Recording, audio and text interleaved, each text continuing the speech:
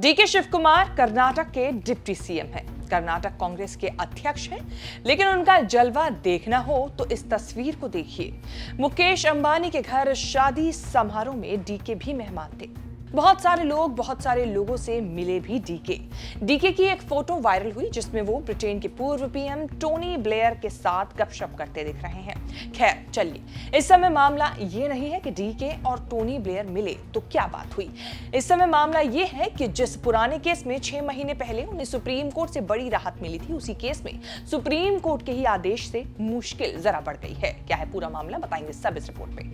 नमस्कार, मैं हूं कीर्ति और आप देख रहे हैं न्यूज तक। डीके शिव कुमार बार-बार ये साबित कर चुके हैं कि कांग्रेस में उनसे बड़ा कोई क्राइसिस मैनेजर नहीं है।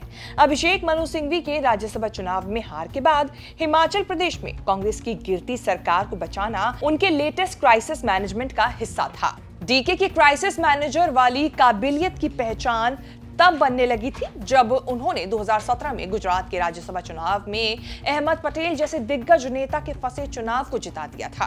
डीके कहते हैं कि उसी चुनाव के बाद बीजेपी से उनका बैर हो गया। Income tax department, ED, CBI सबकी नजरों में चढ़ गए डीके। कर्नाटक में चुनाव जिताने के बाद भी कांग्रेस की राजनीति में डीके शिव कुमार का ग्राफ काफी ऊपर है। राजनीति के हर मोर्चे पर डीके 100% रिजल्ट दे रहे हैं, लेकिन उनका पीछा नहीं छूट रहा है डीए यानी आय से अधिक संपत्ति वाले पुराने एक केस में। सुप्रीम कोर्ट से डीके शिव कुमार को बड़ा झटका लगा है। डीके ने सुप्रीम कोर्ट से मांग की थी कि आय से अधिक संपत्ति मामले में सीबीआई की एफआईआर रद्द कर दी जाए। जस्टिस बेला त्रिवेदी और जस्टिस एससी शर्मा की बेंच ने डीके की मांग नहीं मानी। याचिका खारिज करते हुए कहा कि बेंच हाईकोर्ट के फैसले में कोई हस्तक्षेप नहीं करेगी। सितंबर 2020 में सीबीआई ने डीके के खिलाफ एफआईआर दर्ज की थी। डीके इस एफआईआर के खिलाफ 2021 में कर्नाटक हाईकोर्ट भी गए थे, लेकिन वहां से भी निराशा हाथ लगी। केस उसी दौर का है जब अहमद पटेल को चुनाव जिताने के लिए डीके ने गुजरात कांग्रेस के 42 विधायकों को रिजॉर्ट में छुपाया था। अहमद पटेल तो जीत गए, लेकिन डीके फंस गए। 2017 में इनकम टैक्स ने डीके से जुड़े 70 जगहों पर छापेमारी की थी।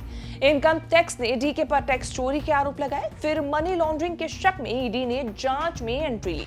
2019 में डीके गिरफ्तार करके जेल भेजे गए। डीके शिव कुमार पर आरोप है कि 2013 से 2018 के बीच आय से अधिक संपत्ति हासिल उन्होंने की। 1400 करोड़ से ज्यादा की संपत्ति के मालिक डीके पर 74 करोड़ की हेराफेरी के आरोप है। तब शिव कुमार सिद्धारमैया सरकार में मंत्री हुआ करते थे। इतने बड़े नेता भी नहीं माने जाते थे। वही केस आज तक डीके के गले की हड्डी बना हुआ है। सीबीआई को जांच बीजेपी सरकार ने दे दी थी। सरकार बनने के बाद कर्नाटक सरकार ने सीबीआई से जांच वापस ली, लेकिन कर्नाटक हाईकोर्ट के फैसले से ऐसा हुआ नहीं। हालांकि गले की आधी हड्डी निकल चुकी है। इस साल मार्च ईडी ने जो केस लगाया था उसमें डीके को सुप्रीम कोर्ट से परमानेंट राहत मिल चुकी है। मनी लॉन्ड्रिंग केस रद्द करते हुए सुप्रीम कोर्ट की बेंच ने कहा था कि शिव कुमार के खिलाफ पीएमएलए के तहत शुरू की गई कार्यवाही कानून और नियम सम्मत नहीं होने से रद्द की जाती है। कोर्ट ने माना कि ईडी डीके के घर से मिली संपत्ति के स्रोत की कड़ियां मनी लॉन्ड्रिंग से जोड़ने में कामयाब नहीं हो पाई। उस जजमेंट को देने वाली बेंच में जस्टिस बेला त्रिवेदी भी एक जज थी, लेकिन सीबीआई जांच वाले केस में उनकी बेंच के आदेश से डीके को राहत नहीं मिल सकी। सीबीआई वाला केस लटका हुआ है जिसमें डीके फंसे हुए हैं। डीके की राजनीति के लिए बहुत जरूरी है कि गले से आधी हड्डी भी निकले।